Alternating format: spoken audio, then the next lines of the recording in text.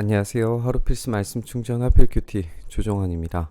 오늘 함께 나눌 하나님 말씀은 에베소서 4장 17절에서 24절까지 말씀입니다. 그러므로 나는 주님 안에서 간곡히 권고합니다.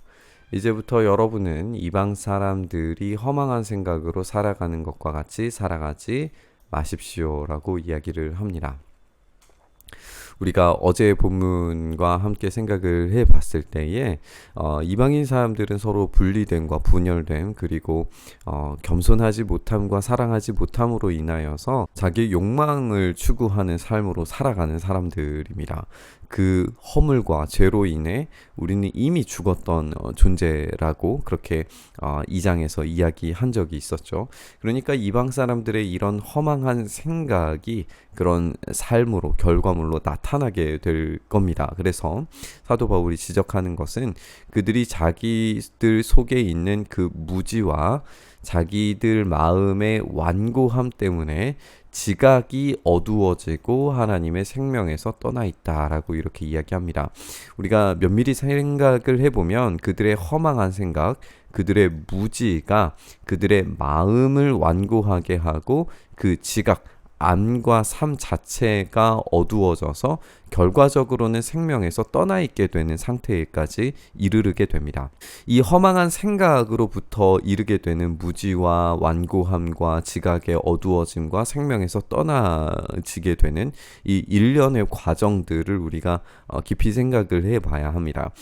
생각은 결국에 그 과정과 결과를 낳게 되어져 있고 우리의 행동과 삶도 그 생각에서부터 시작된다는 것을 우리가 함께 기억해 봤으면 좋겠습니다.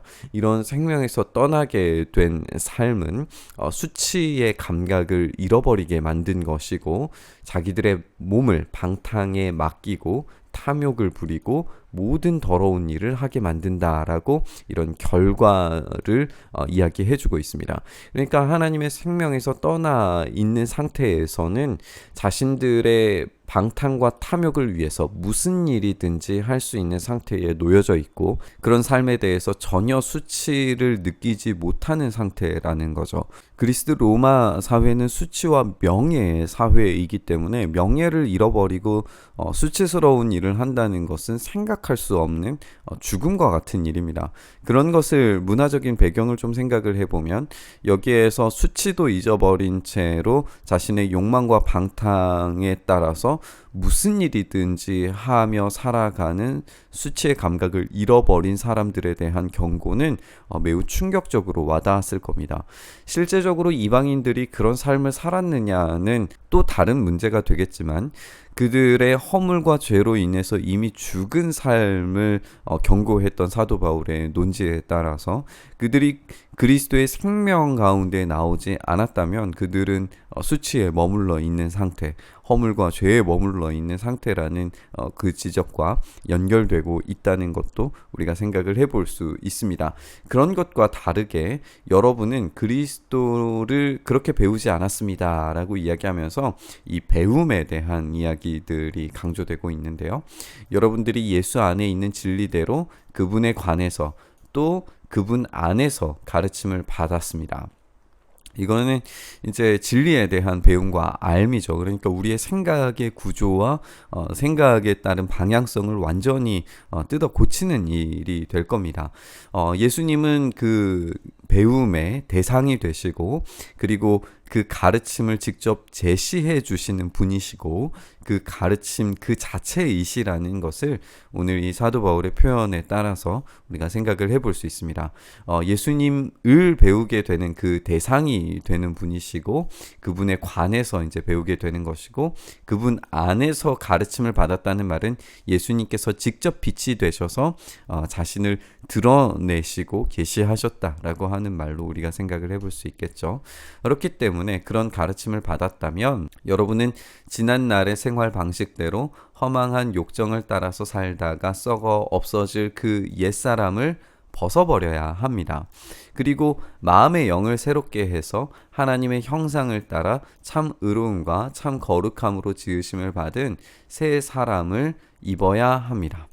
이런 대비를 우리가 깊이 생각을 해볼 수 있습니다. 벗어버리는 것과 입는 것. 이렇게 허망한 욕정을 따라서 살아갈 썩어 없어질 삶은 벗어버려야 하고 새로운 사람은 입어야 합니다.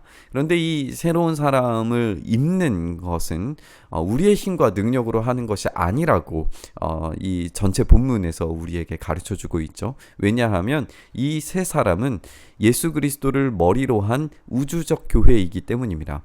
그러니까 우리가 하나님의 형상을 회복하는 것, 참 의로움과 참 거룩함을 회복하여서 그 지으심을 받은 새 사람을 입게 되는 것은 우리의 능력과 우리의 힘으로가 아니라 오로지 예수 그리스도께서 제공해 주시는 참된 진리를 배우고 그 안으로 편입되고 들어가서 그분의 질서 안으로 들어가서 예수님께서 머리 되신 우주적 교회, 우주적 새 사람 안에 들어갔을 때야 비로소 경험할 수 있는 일입니다.